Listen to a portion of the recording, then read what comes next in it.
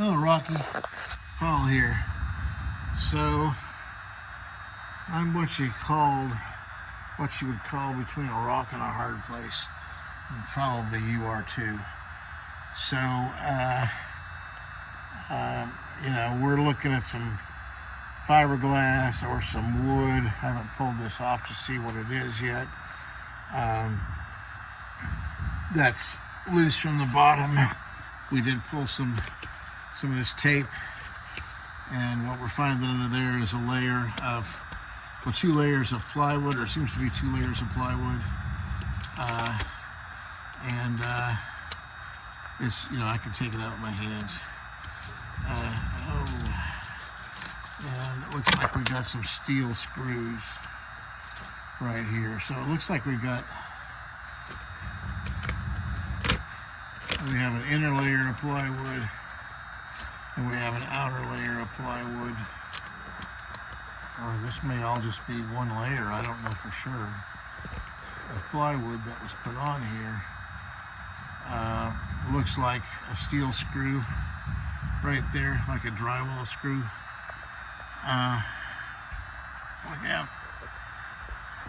We got more damage up here. I don't know. I'm going to pull it off. Man, this is some tape. Some kind of tape here. It's like, must stick to air. But at any rate,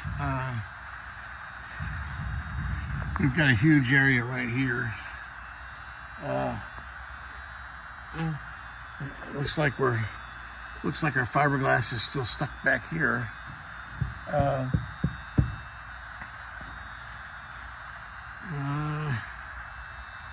My first inclination, geez, if we have 2 spots like this, then we probably need to put a new bottom on it. The logic of the fiberglass on the bottom is back in the 70s. People started fiberglass in the bottoms of their boat, and they were just trying to get another 10 years to the end of their lifetime out of them. And the problem with fiberglass is it's the kind of the kiss of death. It traps water inside the boat. It can't get out. It can't dry out. It gets between the layer of fiberglass and the layer of wood, and this is what happens. What we hope is that this hasn't. Yeah, there was 2 layers of wood, and it looks like they put some kind of, like maybe a carpet glue, or I'm not sure what. Maybe an epoxy. That could be epoxy. Yeah, it's kind of milky color like epoxy between the 2 layers. I'm not quite sure that. What I'm looking at here is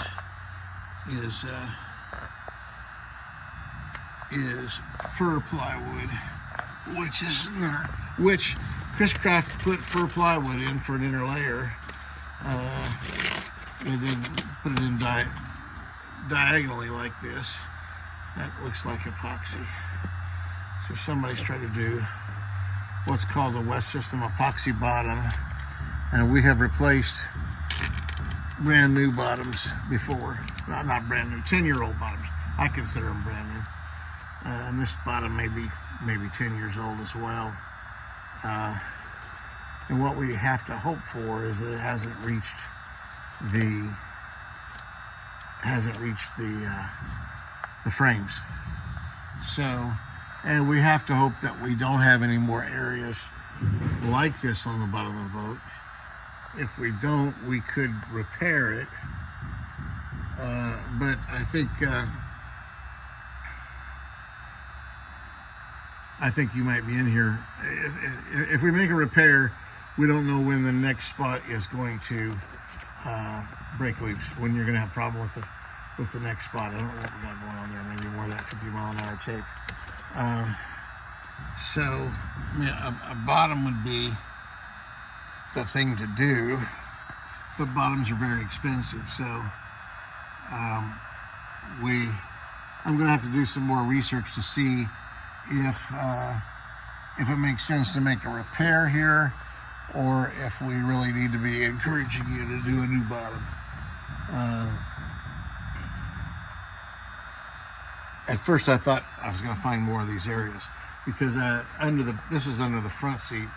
And I thought you said we had a hole under the back seat. But I don't see anything under the back seat. So when I first laid down here, I was expecting that there was going to be something under a back seat. And this was a second hole. And my thought was that by the time I deal with a hole here and I deal with a hole back there, and we don't know what else we've got, that it might just not make sense, that we might be half the cost of a new bottom making the repairs. So we're just going to have to do a little more extensive research there. But a new bottom would put you in the running for operation and having fun with the boat instead of having to take up room in your barn or your boathouse. Some other observations, though, while I'm at this, is so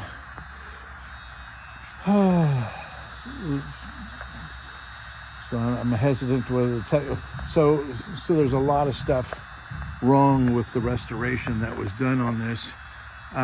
They changed what these are called covering boards out here. They changed those, but these are supposed to be much more rounded than what we have here. They're supposed to be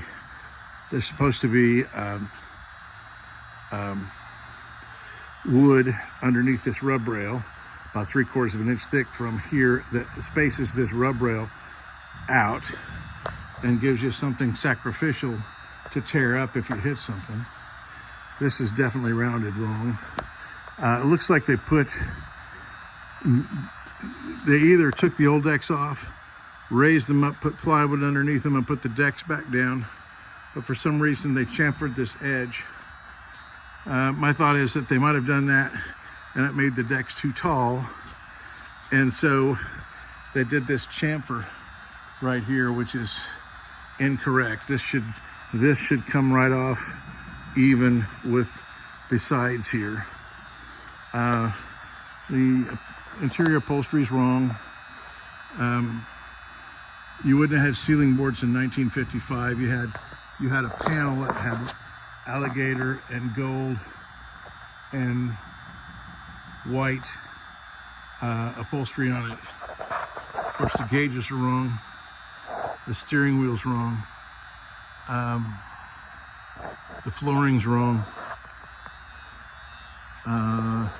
There should be a crash rail around the interior of your boat. Your windshield bracket, this windshield rubber is wrong. There should be a stainless steel bracket down here, similar to this right here in appearance, that fastens down to the deck. We don't typically hook directly to the lifting eye with our hooks because the lifting eye is soft metal. Oops, there, I was not pointing to the right spot. The lifting eye is soft metal, and of course chrome is hard, so when you deform the soft metal below the chrome has a tendency to peel off prematurely. There should be a stem bead right here, a 1/2 inch wide, half round bead that protects that. The good news is the planks are nice and tight on the sides. That's good news, but they are a bit wavy. We do a process called fairing these out, and we take all the waves out. But that's not the end of the world. The planks, the sides could be maintenance coated, and they'd look pretty good. Also, your stain's a little bit heavy, a little bit thick. You're not very much of your wood grain is showing through. That's an expensive fix as well. That's a strip and refinish. You can really see how this is chamfered right here. You can really see that. It looks to me like they put a layer of plywood on the decks and put your planks back down, and then the planks were too tall. And this should have been raised up along with that if that's what they wanted to do. Or the planks should have been thinned out by 1/4 inch and placed on top of 1/4 inch plywood if that's what they were trying to do. You're missing a fuel cap. Not a terribly expensive thing, but I see what they were doing with the placement of the scoop. That's in the wrong spot. It should have been over to the left. This would have had a KBL engine, which would have had triple carburetors, and the carburetors came through that hatch, and you can see they've got it patched off back down here, and they replaced the wood on the hatch. That's cool. I mean, that's not a big deal. None of this is a big deal. The bottom's a big deal. My thought is on the bottom that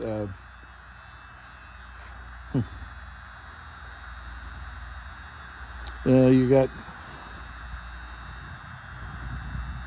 several weird things going on here.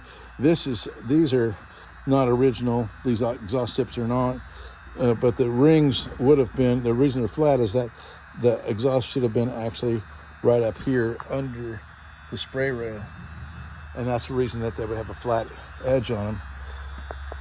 I still don't. Again, I don't believe these to be original. It would have just been a ring and a copper pipe. Of course, they changed that when they put a V8 in, because this would have had, all these came out with 6-cylinder Hercules engines, inline flathead 6s. We have some water bleeding out here and bleeding out here. There is a structural member back behind here, and water has gotten in between the structural member and this plank, and I can just about guarantee you there's some rot going on back there. And probably some water got caught in there. It froze in the wintertime down there in Guntersville. I know it does freeze some. My first child was born in a 4-inch snow, believe it or not, in 1982. You might remember it if you grew up in Guntersville. We had 4 inches in our neighborhood. But anyhow, that's probably frozen and busted this plank right there. So that would need some attention as well. My thought is it's not a bad looking boat. The upholstery is serviceable. The gauges work. They're not Chris Craft gauges, but they work, or I'm assuming they do. The steering wheel's not the right steering wheel for this boat, but it works. This is not the right metal molding for the bottom of the windshield, but it works. These chamfers are not original. They're definitely wrong, but it works. And so if we fix your bottom, I think you could have an enjoyable boat. You could choose to or choose not to do anything else to it. I don't see that the varnish doesn't look like it's failing. There's a telltale sign, or a tattletale sign. It's called crazing if it's failing, and the crazing is a painter's term. You're probably familiar with it, where the paint and or varnish is more. You see it more commonly in the varnish, but where it has looks like somebody took a spider web and just patted it down on the surface and made it stick to the surface, and that is microscopic cracks in the varnish at the first step of varnish failing, and I don't see that on your boat. So some maintenance coats of varnish would certainly bring out the shine, both on the sides and on the decks. There's your hull number, C19417. I think they made, I looked this up earlier, I don't remember how it was made, but this was made from 55 through 58. And let me show you what, we have another 1955 in here. Actually, I think it might be a 56, but anyway, we have another one in here that we're working on. Getting ready to stain it today. We did the blind stain yesterday. We're getting ready to put the red stain on it today.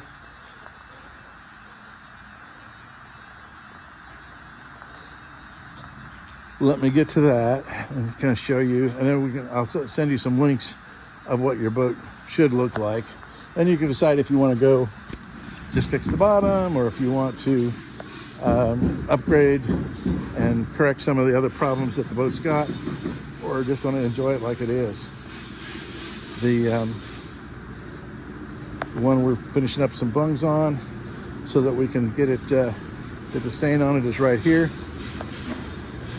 So when I was looking at the metal rub rail, you're supposed to have a wooden rub rail behind the metal. That's this right here. Your deck should just come right over and into a smooth curve right here, all along, front and back. The sealing board's inside your if this is truly a 55, which it might not be, because this is like in the middle of the production line.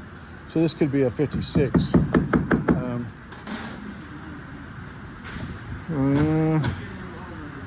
419. Oh, this one. No, I'm talking about his. Yep.